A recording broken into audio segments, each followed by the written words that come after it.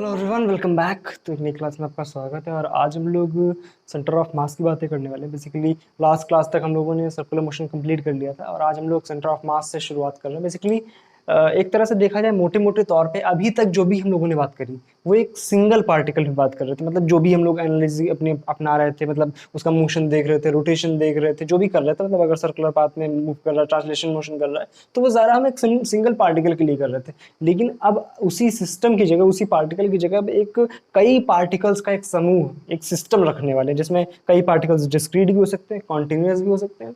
तो इस तरह के अब हम सिस्टम की बात करने वाले हैं। ठीक है, मोस्टली हम लोगों ने अभी तक सिंगल पार्टिकल की बात करी थी, तो आज हम लोग उसी तरह से सेंटर ऑफ मास के रेफरेंस को उठा करके एक बहुत सारे पार्टिकल्स के समूह को एक तरह से समझने वाले हैं। ठीक है, सेंटर ऑफ मास बेसिकली होता क्या है कि जब हम लोग बहुत सारे पार्टिकल्स को एक साथ स्टडी करते हैं तो एक पर्टिकुलर सिंगल पार्टिकल को स्टडी करने से बेहतर होता है हम लोग उसका सेंटर ऑफ मास, कई जो फिनोमिना ऐसे होते हैं जहां पर सारे पार्टिकल्स को उठाकर रखने की जगह पर हम केवल उसके सेंटर ऑफ मास का मतलब क्या होता है, जहां पर हम मान सकते हैं कि उस पूरे के पूरे मास का सेंटर है, मतलब जहां पर वो बैलेंस्ड होता है सारा का सारा मास। वहां की अगर हम बातें करें तो वो जो भी कुछ फिनोमिनाज ऐसे होते हैं जो कि आसान हो जाते हैं सेंटर ऑफ मास की बातें करने से। कई फिनोमिना में सेंटर ऑफ मास का कॉन्सेप्ट नहीं भी लगता है, उसकी बात हम अलग से कर लेंगे। लेकिन मोस्टली फिनोमिनाज में जहाँ पे बहुत सारे पार्टिकल्स की बात होती है तो वहाँ पर सेंटर ऑफ मास हमारा काम करता है। तो उसी की बात आज हम लोग करने वाले हैं। क्या चीज? सेंटर ऑफ मास।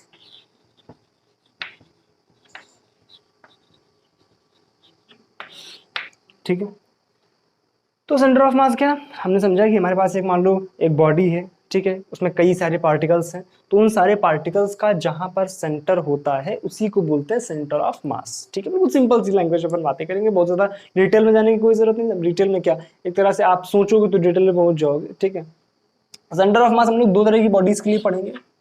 एक होगी हमारी डिस्क्रीट बॉडी और एक होगी हमारी continuous body.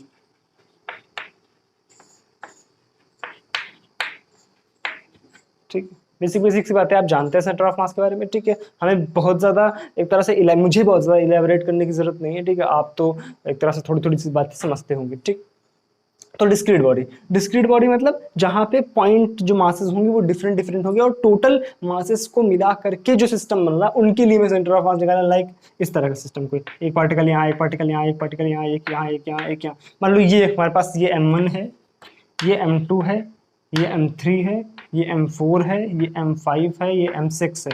In total masses के लिए हमसे बोल दिया गया बताओ सेंटर ऑफ मास कहाँ पर होगा इनका। ठीक है, तो इसको करने का तरीका क्या होता है, हम एक ओरिजिन जो हमारे पास डिफाइंड होता है, मान लो ये ओरिजिन है, ठीक है, और इससे इनकी रिलेटिव पोजीशंस को देख लो।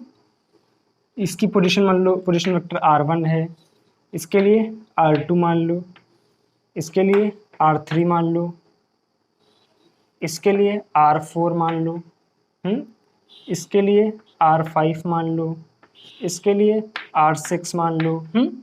ऐसे मान लो बहुत सारे हमारे पास n पार्टिकल्स हो सकते, कितने भी पार्टिकल्स हो सकते हैं। ठीक है, वैसे हम बढ़ाते हुए चले जाएंगे। तो इस तरह का जब भी हमारे पास सिस्टम दिया होगा तो उसके लिए सेंटर ऑफ मास लिखने का क्या तरीका होता है, उसके लिए जो RCUM सेंटर ऑफ मास का जो हम पोजिशन कोऑर्डिनेट लिखेंगे RCUM, वो कुछ इस तरह से लिखा जाता है कि M1R1 plus M2R2 plus M3R3 so on, मतलब जितने भी हमारे पास मासेस हैं, ठीक है, upon total mass M1 plus M2 plus M3 so on. ये होता है एक डिस्क्रीट सिस्टम के लिए सेंटर ऑफ मास लिखने का तरीका। चीज डिस्क्रीट सिस्टम के लिए, डिस्क्रीट बॉडी मतलब इसमें अलग अलग पॉइंट मासेस हैं और उनके लिए हमसे बोल दिया गया बताओ उसका सेंटर ऑफ मास कहाँ पर होगा। अगर हमें उनकी रिलेटिव पोजीशंस पता है तो हम क्या बोल देंगे कि हम इस तरह से, आप सोचो इसी को हम लोग XYZ कोऑर्डिनेट्स में भी तोड़ करके लिख सकते हैं। मतलब अगर एक्स कोऑर्डिनेट का लिखा जाए सेंटर ऑफ मास तो XCUM बराबर M1x1 प्लस M2x2 अलग अलग तोड़ के लिख सकते हो। ठीक है, उसी तरह से YCUM, उसी तरह से ZCUM, हम सारी चीजें लिख सकते हैं क्योंकि हमें अगर इसकी पोजिशंस पता है तो हम कुछ भी कर सकते हैं। बात क्लियर? डिस्क्रीट बॉडी पे बहुत इतनी सी बातें होती हैं। ठीक है, अब इसमें बहुत सारे एग्जांपल्स अपन कर सकते हैं। जैसे मान लो हमारे पास दिया गया एक ये ट्राइंगल है, ठीक है, एक ये ट्राइंगल है, एक ये मास है M, एक ये मास है 2M और एक ये मास है 2m। हमसे बोल देंगे बताओ इसका ये इक्विलेटरल ट्रायंगल के वर्टिसेस पे रखा हुआ है, तो बोलोगे बताओ इसका सेंटर ऑफ मास कहाँ पर होगा, सेंटर ऑफ मास कहाँ पर होगा। तो करने के सिंपल तरीके होते हैं, करने के सिंपल तरीके होते हैं। आप एक जगह पे ओरिजिन मान लो, आप एक जगह पे ओरिजिन मान लो, हमने यहाँ पर ओरिजिन मान लिया, ठीक है, हमने इस जगह पे ओरिजिन मान लिया। अब ओरिजिन से सबकी पोजीशंस देखनी है, इसकी पोजीशन, इसकी पोजीशन। अब देखना करना क्या है, देखो ये वाला जो मास पार्टिकल है जो कि ये ओरिजिन वाला है, जो कि ओरिजिन वाला है, ओरिजिन वाला तो खुद की जगह पर रखा हुआ है, यानी यहाँ से ओरिजिन से उस पार्टिकल की डिस्टेंस कितनी होगी, 0, लेकिन इन पार्टिकल्स की डिस्टेंस होगी। अब कैसे होगी उसको समझते हैं। देखो ये वाला पार्टिकल जो है वो सिर्फ एक्स एक्सेस पर है, तो हम पहले एक्स COM निकालेंगे, फिर हम वाई COM निकालेंगे, और फिर हम उन दोनों से उसका वेक्टर समेशन करके हम टोटल डिस्टेंस निकाल लेंगे। कैसे, देखो ध्यान से, जब भी हम एक्स COM लिखेंगे, एक्स सेंटर ऑफ मास, तो कैसे करेंगे, m1 x1, m1 क्या है 2m इंटू x1 क्या है आखिर a, और यहां से देखो कि ये वाला पार्टिकल x डिस्टेंस, ये डिस्टेंस कितनी है, ठीक है, इसकी x डिस्टेंस और y डिस्टेंस दोनों में देखनी। कैसे देखेंगे, देखो ध्यान से, ये a, ये हमने इसमें परपेंडिकुलर डाला तो ये हो गया a/2, तो ये डिस्टेंस में निकाल सकते हैं, ठीक है। ये कितनी आ जाएगा, √a² माइनस a²/4, तो क्या आ जाएगा 2ma प्लस ये क्या आ गया m1 x1 प्लस m2 कितना है m इंटू x2 कितना है, ये डिस्टेंस कितनी है a/2, तो ma/2 upon m1 plus m2 यानी 3m। अब देखना ध्यान से यहाँ पे एक गलती होती है, आप जनरली सोचोगे यहाँ पे 2m था, यहाँ पे m था, टोटल मास कितना होगा 3m, लेकिन नहीं, हम क्या करते हैं m1 प्लस m2 प्लस जितने मासेस होते हैं, तो m1 plus m2 plus m3 3 masses हैं, तो टोटल कितना हो गया 5m। यहाँ पे जल्दबाजी में आप 3m मत कर देना, ठीक है, 5m हो गया।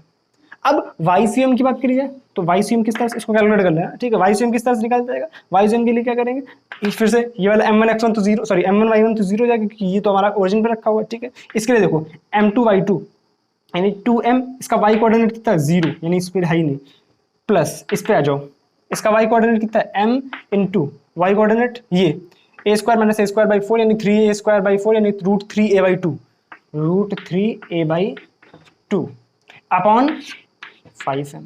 क्या सेंटर ऑफ मास का हमें पोजीशन पता हो गया, XCOM, YCOM, तो सेंटर ऑफ मास RCOM किस तरह से लिख देंगे यहाँ पर हम XCOM, YCOM, हमें उसकी पोजीशनिंग मिल जाएगी, यहाँ कहीं पे आ जाएगा। अब देखो थोड़ा सा कॉमन सेंस से भी सोचो कि ये दोनों जो मान लो 2m के हैं, तो इनके लिए सेंटर ऑफ मास कहाँ पर होगा, यहाँ पर होगा 4m, बिल्कुल मिडल में, ठीक है। और फिर इस 4m और इस m के लिए कहाँ पर होगा, यहाँ कहीं बीच में होगा, इस जगह पर होगा 4m के पास में, 4m के पास में।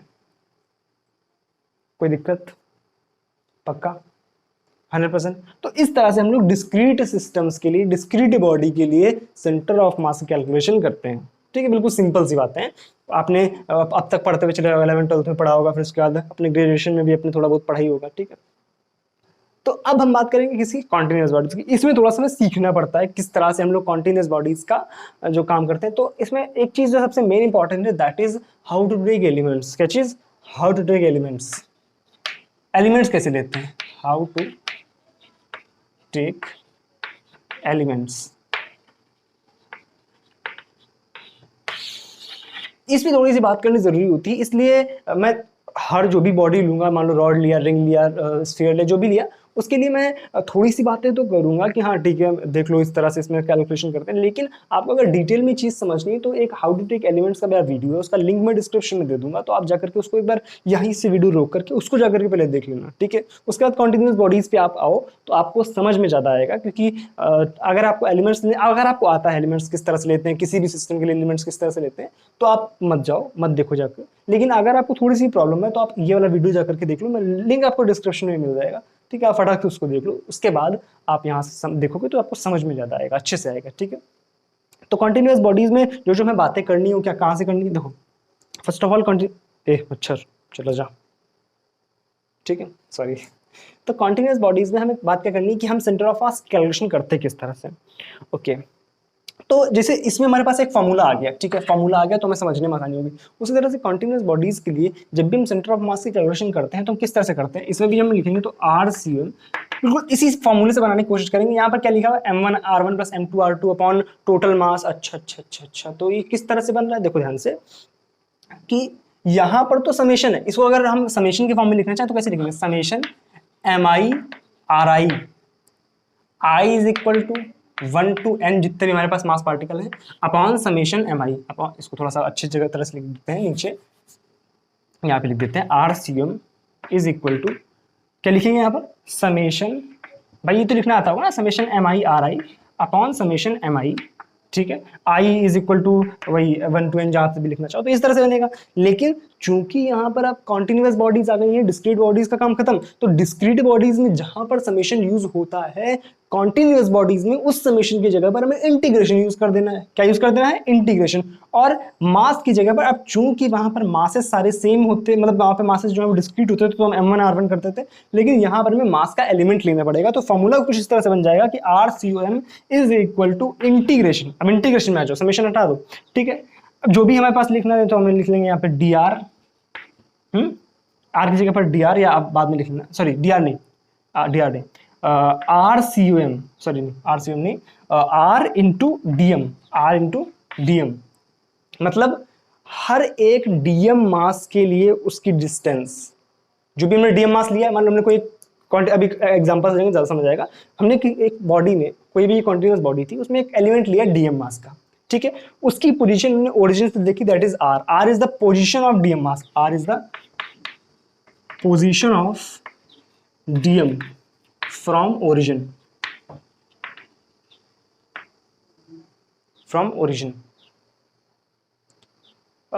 या पोजीशन ऑफ DM बोलने से ज्यादा बेहतर है आप बोलो position of centre of mass of DM, position of centre of mass of DM। ऐसा क्यों बोला मैंने, ये अभी आपको धीरे धीरे समझ आएगा, क्योंकि वास्तविकता में होता क्या है, जैसे मान लो हमारे पास एक ही बॉडी है, ठीक है, मान लो रॉड है, हम लोग रॉड का एलिमेंट लेंगे, तो हम लोग मान लो यहाँ पर एक एलिमेंट लिया इस तरह का, ये एक एलिमेंट हमने लिया, तो ये जो एलिमेंट लिया हमने पॉइंट मास एलिमेंट लिया। बात को वो गहराई समझना कि अभी जो हमने यहाँ पर एलिमेंट लिया, ये हमने पॉइंट मास एलिमेंट लिया, तो इसके लिए मान लो ओरिजिन यहाँ पर था, ठीक है, कहीं पर भी एक ओरिजिन था, ठीक है, ये मान लो ओरिजिन था, ठीक है। तो ये डिस्टेंस आप जो लेंगे DM मास के लिए, ये DM मास है, इसकी जो डिस्टेंस है वो, अच्छा इसका सेंटर ऑफ मास कहाँ पर होगा, किसी पॉइंट मास का सेंटर ऑफ मास वो खुद ही होगा, तो इसके लिए जो R होगा, इसकी जो डिस्टेंस है और सेंटर ऑफ मास की जो डिस्टेंस है वो सेम ही है। समझना बहुत गहराई से बात को, कि मान लो हमने एक छोटा सा पॉइंट मास लिया हो, तो उस पॉइंट मास के लिए जो ओरिजिन से डिस्टेंस है उस पॉइंट मास की, वही उसके सेंटर ऑफ मास की डिस्टेंस है, क्योंकि उसका सेंटर ऑफ मास तो खुद ही पर है। लेकिन वो ध्यान सोचो कि हमने कोई एक ऐसा एलिमेंट लिया, जिसमें मान लो इस तरह का एलिमेंट है, हमने रिंग टाइप में एलिमेंट लिया, रिंग टाइप का एक एलिमेंट लिया, तो अब उसके लिए तो ये एलिमेंट है, हम लोग एलिमेंट्स लेते हैं। अब जब एलिमेंट्स आप देखोगे किस तरह से लिया जाता है, तो हम रिंग का भी एक एलिमेंट ले सकते हैं। तो रिंग का जब आप एलिमेंट लोगे तो ध्यान देखो, ये आपको एक पर्टिकुलर, मान लो यहाँ पे ओरिजिन है, ठीक है, तो आप किसकी पोजीशन लोगे, अब यहाँ पर किसकी पोजीशन लोगे, इस वाले पॉइंट की, इस वाले पॉइंट की, किस वाले पॉइंट की, किस पॉइंट की पोजीशन। तो इसमें आपको क्या करना पड़ेगा, इसका सेंटर, इस रिंग का जहां पर सेंटर ऑफ मास आएगा उसकी पोजीशन लेनी पड़ेगी। मान लो यहाँ पर कहीं इसका सेंटर ऑफ मास जरूरी नहीं बॉडी पर ही हो, सेंटर ऑफ मास कहीं बाहर भी हो सकता है, ठीक है, ये बात बहुत ध्यान से रखना है आप, ठीक है। तो मान लो इसका सेंटर ऑफ मास कहीं यहाँ पर है, तो हम इसकी पोजीशन लेंगे। इसी तरह से लिखा है यहाँ पर जो R है, that is the position of centre of mass of DM mass from the origin, ठीक है, अपॉन इंटीग्रेशन DM। ये बनता है इसका फॉर्मूला, ठीक है। ये नीचे क्या है, टोटल समेशन ऑफ DM, इसमें क्या बन जाएगा, इंटीग्रेशन, टोटल समेशन ऑफ, हमने M को क्या कर दिया, इंटीग्रेशन ऑफ DM। क्या बात समझ आई है, कोई दिक्कत, 100% पक्का फील है, थोड़ा थोड़ा किस तरह से हम लोग R ले रहे हैं, कहाँ पे DM ले रहे हैं, किस तरह से हम लोग, अब एलिमेंट्स आप अगर एक तरह से और देख लोगे अच्छे से, हाउ टू टेक एलिमेंट्स, तो आपको और बेहतर तरीके से विजुलाइज होगा, और हम लोग धीरे धीरे जैसे जैसे एग्जाम्पल करेंगे तो आपको और बेहतर तरह से समझ आएगा, ठीक है। इसको नोट करो और फिर चलते हैं आगे। तो हम लोग कॉन्टिन्यूअस बॉडीज के लिए थोड़ी सी और डिटेल में चर्चा करते हैं कि किस तरह से हम लोग किसी भी एक बॉडी का, जो भी हमारे पास दी गई है, उसका सेंटर ऑफ मास फाइंड करते हैं, ठीक है। तो सबसे पहले जो बात करेंगे दैट इज रॉड। मान लो अब इसमें तो कुछ खैर खास बात करने वाली है नहीं, क्योंकि रॉड में क्या होगा, मान लो हमारे पास एक बिल्कुल यूनिफॉर्म रॉड है, कैसी है, यूनिफॉर्म रॉड, एक यूनिफॉर्म रॉड है, तो समझ रहे हो, जैसे पूरी इसकी मोटाई, लंबाई, चौड़ाई, मतलब सब कुछ पूरी तरह में सेम है, ठीक है। तो मान लो इसकी लेंथ L है, तो इसका सेंटर ऑफ मास कहाँ पर होगा, ये तो कॉमन सेंस से बताने वाला आंसर है कि अगर इसका मास M है, इसकी लेंथ L है, तो इसका सेंटर ऑफ मास कहाँ पर होगा, बिल्कुल बीचों बीच में होगा, L/2 पर, ये क्या होगा इसका सेंटर ऑफ हाँ, इसमें कोई कैलकुलेशन की जरूरत नहीं है, हालांकि आप चाहो तो कैलकुलेशन करके देख सकते हैं, लेकिन कोई फायदा नहीं करने का, क्योंकि सिंपल दिखेगा कि एक कॉन्टिन्यूअस बॉडी रॉड है बिल्कुल, तो सेंटर ऑफ मास कहाँ पर आएगा, बिल्कुल बीचों बीच में आएगा। ठीक है, मान लो हमसे बोल दिया जाए रिंग, क्या बोलते जाए, रिंग, एक पूरी रिंग है इस तरह से, एक कंप्लीट रिंग है। ठीक है, ये एक रिंग है। अब बोल दीजिए बताओ इसको सेंटर ऑफ मास, इसमें भी कोई दिमाग लगाने वाली बात तो है नहीं, कहाँ पे आएगा, बिल्कुल सेंटर में आएगा। ठीक है, यहाँ पे क्या होगा इसका सेंटर ऑफ मास। लेकिन लेकिन लेकिन आपसे बोल दीजिए बताओ हाफ रिंग का सेंटर ऑफ मास कहाँ पर होगा, इसका हाफ रिंग का सेंटर ऑफ मास। तो अब आती है कैलकुलेशन वाली बात, क्योंकि हाफ रिंग क्या होता है, सिमेट्रिक नहीं है एक तरह से। आप ये मत सोचो कि यहाँ पर क्यों, देखो ध्यान से क्यों मैं ऐसी बात बोल रहा हूँ, देखो ये रिंग हाफ रिंग है, ठीक है, वो ध्यान से देखो, जब पूरी रिंग थी तो सेंटर ऑफ मास यहाँ पर आया था, मतलब ऊपर भी मास है नीचे भी पूरा मास है, तो सेंटर ऑफ मास यहाँ पर कहीं बैलेंस हुआ। अब सोचो नीचे वाला मास तो गायब हो गया है, यानी सेंटर ऑफ मास यहाँ से थोड़ा ऊपर शिफ्ट हुआ, जहां पर मास होगा उसकी तरफ शिफ्ट होगा, तो सेंटर ऑफ मास कहीं यहाँ पर शिफ्ट हुआ होगा। ये बात समझ आ रही है, क्योंकि अभी यहाँ पर है, नीचे वाला पार्ट जैसे हम गायब करेंगे तो सेंटर ऑफ मास मास की तरफ शिफ्ट होगा, कि भाई वो तो मास को टेंड कर रहा है ना, तो सेंटर ऑफ मास कहीं यहाँ पर शिफ्ट हुआ। अब आप देखो ध्यान से कि अब हमें ये पोजीशन निकालनी, मान लो इसकी जो रेडियस है दैट इज r और इसकी जो मास है दैट इज m। ठीक है, तो हमने क्या देखा, ठीक है, इसकी रेडियस हमने मान ली r है, ठीक है, और मान लो कहीं भी हमें नहीं पता कहाँ पर है, ठीक है, हम अभी निकाल लेंगे उसकी पोजीशन। ठीक है, इसका टोटल मास m है। अब हम क्या करेंगे कि एक रिंग में कभी भी एलिमेंट लेने का तरीका क्या होता है, थीटा पर जाकर के डी थीटा एंगल का, हाँ, थीटा पर जाकर के डी थीटा एंगल का एक आर्क ले लो। ठीक है, एक एलिमेंट ले लिया, तो इसकी आपकी लेंथ क्या होगी इस आर्क की, आर डी थीटा, है ना, आर्क लेंथ क्या होती है, आर डी थीटा। ठीक है, अब इसका मास छोटा सा निकालो, इस एलिमेंट का छोटा सा मास डीएम, छोटा सा मास डीएम किस तरह से निकालेंगे, छोटा सा मास डीएम निकालने का तरीका क्या, total mass upon total length कितनी, पाई आर, आधी रिंग पाई आर इंटू ये लेंथ कितनी, आर डी थीटा।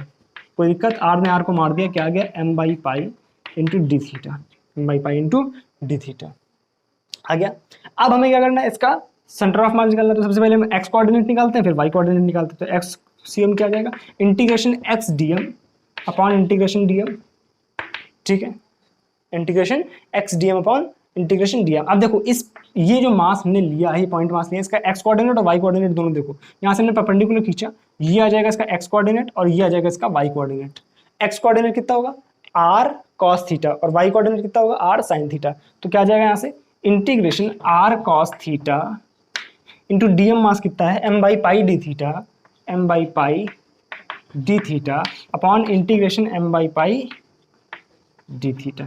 कोई दिक्कत, सॉल्व कर लो, इधर सॉल्व कर लो, इसको मैं इधर कर रहा हूँ। ठीक है, तो एक्सियम क्या आ गया आपसे, एक्सियम आ गया, यहाँ देखो आर ने आर को, सॉरी आर नहीं है, आर नहीं कट रहा है, एम बाई पाई ने एम बाई पाई को मार दिया, क्या बचा, आर बाहर निकाल लो, कॉस थीटा का integration minus sine, sorry sine theta, और थीटा की लिमिट कहाँ से कहाँ तक, थीटा की लिमिट 0 से पाई, थीटा की लिमिट 0 से पाई, ठीक है, साइन थीटा और लिमिट कहाँ से 0 से पाई अपॉन 0 से पाई, थीटा का इंटीग्रेशन तो क्या आ जाएगा, थीटा 0 से पाई। ठीक है, क्या गया यहाँ से, आर साइन पाई की वैल्यू 0 माइनस साइन 0 की वैल्यू 0 अपॉन जो भी आ रहा हो। ठीक है, तो टोटल के ऊपर 0 तो सब कुछ 0 हो जाएगा, तो एक्स कोऑर्डिनेट क्या आ गया 0। वाई सी एम निकाल लो, वाई सी एम क्या आ जाएगा, वाई सी एम क्या आ जाएगा, integration Y D M upon D M, Y यहाँ पर आ जाएगा, वाई कोऑर्डिनेट क्या है इसका, भाई यहाँ पर एक्स वाई जो भी हम रखते हैं इंटीग्रेशन के अंदर वो क्या होता है, उसका सेंटर ऑफ मास का कोऑर्डिनेट। तो यहाँ पर उसका सेंटर ऑफ मास, यहाँ वाई कोऑर्डिनेट कितना आएगा इसका, ये कोऑर्डिनेट आर साइन थीटा। तो बस यहाँ पे करना क्या, कॉस थीटा की जगह साइन थीटा होगा, बाकी सब तो कट रहा होगा, तो मैं डायरेक्ट कर रहा हूँ, sine theta D theta R upon pi, जब इसको आप रखोगे तो पाई आ जाएगा। ठीक है, 0 से पाई, साइन थीटा का इंटीग्रेशन माइनस कॉस थीटा, और माइनस कॉस थीटा जब आप यहाँ पर रखोगे तो क्या आ जाएगा, माइनस कॉस थीटा जब आप रखोगे तो क्या आ जाएगा, यह आ जाएगा 0, कॉस 0 की वैल्यू 1 और 1 माइनस 1 आने से 2।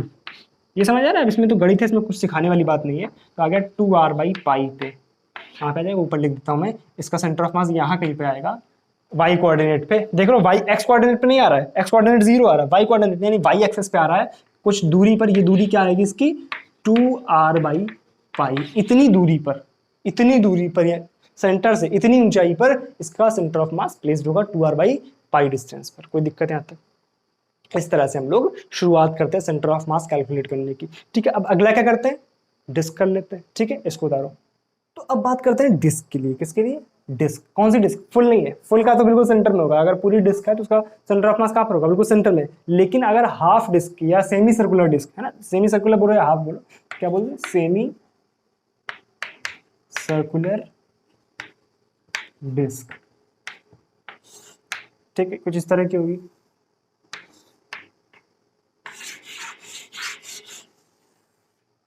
हाँ, इस तरह की होगी सेमी सर्कुलर डिस्क। ठीक है, रेडियस मान लो आर है। ठीक, मास टोटल एम मान लो।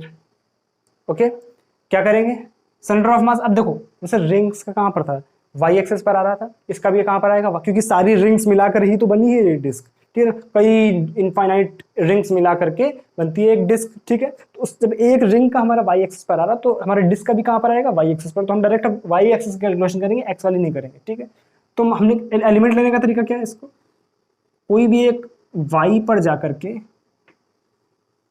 डीवाई मोटाई का एक रिंग काट लो। डीवाई मोटाई की हमने एक रिंग काट ली, ये एक रिंग है। ठीक है, डीवाई मोटाई की। इसके लिए सेंटर ऑफ मास जब लिखेंगे तो क्या लिखेंगे, Y C M, Y centre of mass is equal to integration Y DM. अच्छा, डीएम मास कैसे लिखेंगे, इसका एलिमेंट टोटल मास कितना है, एम। इसमें चूंकि एरिया में डिस्ट्रीब्यूटेड तो टोटल एरिया कितना है, पाई आर स्क्वायर बाई 2 है ना। टोटल कितना होता है, पाई आर स्क्वायर तो आधा है, तो पाई आर स्क्वायर बाई 2, तो 2 ऊपर पहुंच गया। इंटू इसका एरिया, इंटू इसका एरिया। इसका एरिया कितना होगा, ध्यान से देखो, इसकी लेंथ कितनी होगी, इसकी लेंथ कितनी है, रेडियस इसकी वाई है तो लेंथ हो गई पाई आर, लेंथ हो गई पाई आर। और मोटाई कितनी है, D Y, sorry pi R क्यों, पाई वाई है ना।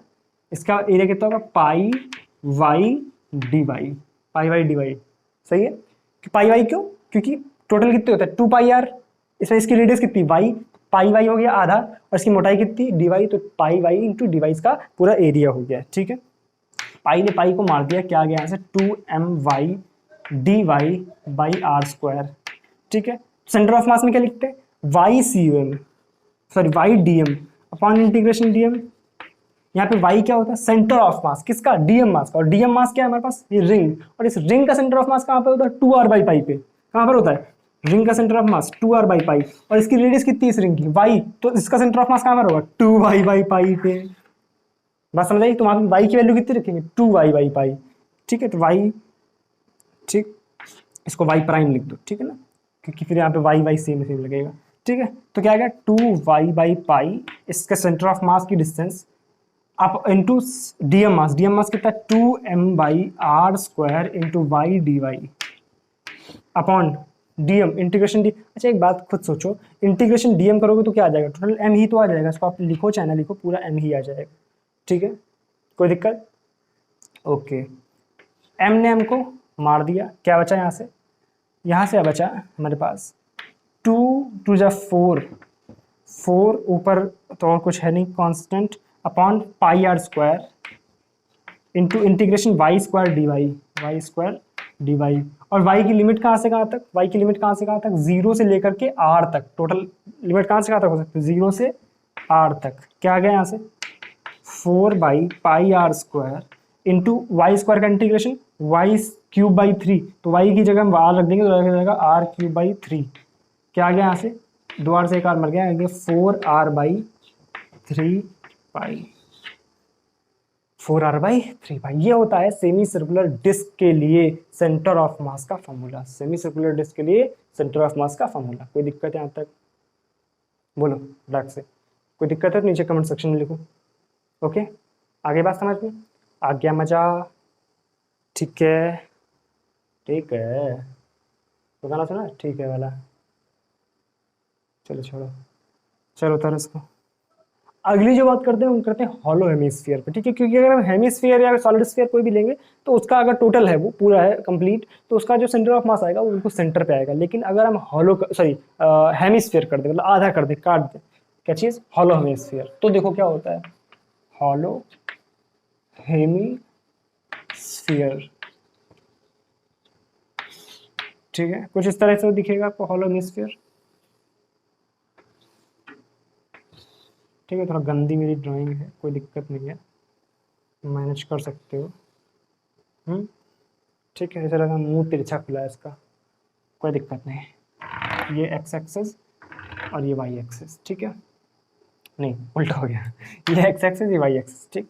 ये हॉलो है, ठीक है, मतलब इसमें सरफेस है लेकिन अंदर खोखला है। तो इसमें आपको वही मान लो इसकी जो रेडियस है वो आर दी गई है और इसका जो मास है वो एम दिया गया है। ऐसे कभी कभी सिग्मा भी तो दे सकता है, मान लो सिग्मा है, ठीक है, ये मास डेंसिटी है, वो सरफेस मास डेंसिटी, ये मास में भी दे सकते हैं, तो कुछ भी दे सकता है। अगर आपको सिग्मा दिया गया तो सिग्मा इससे भी तो लिखा सकता है एम बाई, इसका सरफेस एरिया कितना होता है टोटल, 4 बाई, टोटल होता है 4/3 पाई आर, सॉरी वो तो वो होता है 4 पाई आर स्क्वायर टोटल होता है, आधा कितना होगा 2 pi R square, 2 pi R square. तो सिग्मा को ऐसे भी लिख सकते हैं, अगर सिग्मा दिया गया तो डायरेक्ट लिख लो, एम दिया गया है तो ऐसे लिख लेंगे सिग्मा को, ठीक है।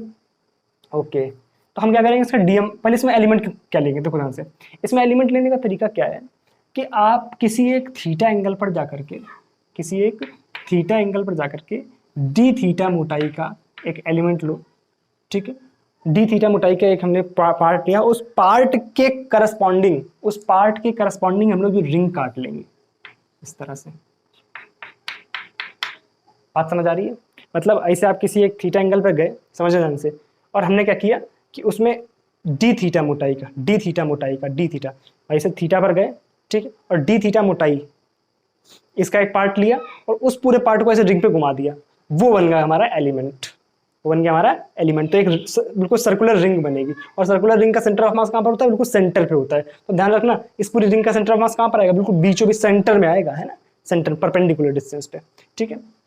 ये डिस्टेंस कितनी होगी, आर डी थीटा, ये डिस्टेंस कितनी, आर डी थीटा। तो पूरा इसका डीएम मास अगर हम निकालेंगे तो डीएम मास कितना आएगा, डीएम मास आएगा हमारे पास सिग्मा, ठीक है, अगर सिग्मा दिया गया वरना एम बाई ये लिख लेंगे, अगर एम दिया गया, ठीक है, सिग्मा इनटू इसका एरिया, इस पूरी रिंग का एरिया। तो रिंग की पहले लेंथ कितनी है 2 पाई आर, 2 पाई आर कितना है, इसकी रेडियस कितनी है, ये डिस्टेंस, इसकी रेडियस कितनी है, ये डिस्टेंस, और ये कितना होगा हमारे पास R cos theta, 2 pi R cos theta इसकी रेडियस हो गई, आर कॉस थीटा इनटू इसकी मोटाई कितनी आर डी थीटा, ये आ गया डीएम मास, ये आ गया डीएम मास। तो हम क्या निकालेंगे, इसमें जो सेंटर ऑफ मास आएगा वो कहाँ पर आएगा, एक्स पर कि वाई पर, एक्स पर तो जीरो ही आएगा क्योंकि ये दिख रहा है आपको कुछ कुछ इसी तरह से रिंग्स ऐसे ऐसे बनेंगी तो सेंटर पर आता चला जाएगा, ठीक है। तो टोटल हम वाई सी एम डायरेक्ट निकालेंगे, वाई सी एम क्या आएगा, integration Y Y D M, और वाई क्या है इसका centre of mass, centre of mass, ये डिस्टेंस कितनी सेंटर ऑफ मास की, R sine theta, R sine theta, ये distance R sine theta, R sine theta into DM, DM क्या है sigma 2 pi R square cos theta D theta upon integration DM, integration DM का मतलब क्या आ गया पूरा एम, और एम का मतलब क्या है, एम का मतलब क्या है sigma into 2 pi R square, sigma into 2 pi R square. कोई दिक्कत, ठीक, sigma into 2 pi R square से sigma into 2 pi R square ही कट गया, सही है, कोई दिक्कत नहीं। क्या गया यहाँ से, थीटा की लिमिट, थीटा की लिमिट 0 टू पाई, 0 टू पाई, नहीं, यही यहाँ पर एक चीज ध्यान रखने वाली है कि इसकी लिमिट कहाँ से कहाँ, 0 से पाई, क्योंकि जब आपने यहाँ पे कोई एलिमेंट लिया तो उसके करस्पॉन्डिंग यहाँ पे भी एक पार्ट सेलेक्ट हो गया, उस तरह से यहाँ पे एक एलिमेंट लोगे तो यहाँ पर आप उसके करस्पॉन्डिंग एक पार्ट सेलेक्ट हो जाएगा। तो आप यहाँ से यहाँ तक जैसे जैसे आओगे इधर के पार्ट सेलेक्ट होते चले जाएंगे, इस तरह से हमें सिर्फ यहाँ से यहाँ तक ही कवर करना पड़ेगा, इधर वाला अपने आप ही कवर हो जाएगा। तो लिमिट कहाँ से कहाँ तक, 0 टू पाई/2, 0 टू पाई/2, क्या आ गया यहाँ से, आर बाहर आ गया, साइन थीटा कॉस थीटा, इसमें 2 का मल्टीप्लाई करो 2 का डिवाइड करो, आपका कुछ फार्मूला बन जाएगा, तो 2 बाहर निकाल लो, 2 साइन थीटा कॉस थीटा बन गया हमारे पास साइन 2 थीटा, और साइन 2 थीटा का इंटीग्रेशन क्या होता है कॉस 2 थीटा/2 माइनस कॉस 2 थीटा/2। लिमिट कहाँ से कहाँ तक, 0 से पाई/2 तक, क्या आ जाएगा यहाँ से 2 बाहर कर लो, आ गया r/4, लिमिट रखो यहाँ पे 0 रखोगे तो आ जाएगा 1, क्योंकि माइनस तो पहले 0 रख दिया हमने, और आ जाएगा पाई यानी आ जाएगा 2, आ गया r/2, r/2, ओके एकदम करेक्ट, ठीक है। तो ये हो गया हमारे पास हॉलो हेमिस्फीयर के लिए सेंटर ऑफ मास निकालने का तरीका, ठीक है। किस तरह से निकालेंगे, हमने एलिमेंट लिया रिंग का, थीटा पे जाकर के डी थीटा का काटा, उसको पूरे पे घुमा दिया, उसका सेंटर ऑफ मास लिखा, डीएम मास कैलकुलेट किया, पूरा कैलकुलेशन करके r/2 आंसर आ गया। अब क्या करेंगे, अगला अगला करेंगे सॉलिड हेमिस्फीयर, क्या चीज, सॉलिड, ये होमवर्क में करोगे आप, करोगे सॉलिड हेमिस्फीयर, सॉलिड हेमिस्फीयर। तरीका बता देता हूँ सॉलिड हेमिस्फीयर करने का तरीका, solid hemisphere solid hemisphere, solid hemisphere कुछ इस तरह से बनेगा। ये पूरा सॉलिड है, ठीक है। इसको करने के तरीके दो होते हैं। एक तरीका होता है आप इसमें एक डिस्क एलिमेंट लो, और एक तरीका होता है आप इसमें हेमिस्फीयर लो। समझ रहे हो ना? एक तरीका आप वाई पर जाकर के डीवाई मोटाई की इसमें डिस्क काट लो, ऐसे डिस्क। भाई इसको आप दो तरीके से काट सकते हो आलू। एक इस तरह से कच कच कच कच कच डिस्क के फॉर्म में काट सकता है, एक हो सकता है इसको आप ऐसे करके हेमिस्फीयर, सॉरी ये हॉलो हेमिस्फीयर्स के फॉर्म में काटते चले, हॉलो हेमिस्फीयर्स, जैसे स्फीयर स्फीयर स्फीयर निकालते चले जाओगे, पूरा स्फीयर बन जाएगा, ठीक है ना। तो दो तरीके हो गए। अब आप जिस तरीके से आपको अच्छा लगे उस तरीके से कर लेना, ठीक है। तो बस यहीं तक रखते हैं आज। आई होप क्लास समझ आई होगी। अगर समझ आई है तो चलो वीडियो को लाइक वाइक जो मन हो कर देना, ना मन हो मत करना, ठीक है। मतलब कर दिया अगर अच्छा लगता है, ठीक है। तो चलो मिलेंगे अगली क्लास में, तब तक ध्यान रखो, इसमें एक काम करके लाना, ठीक है। चलो thank you so much, bye bye.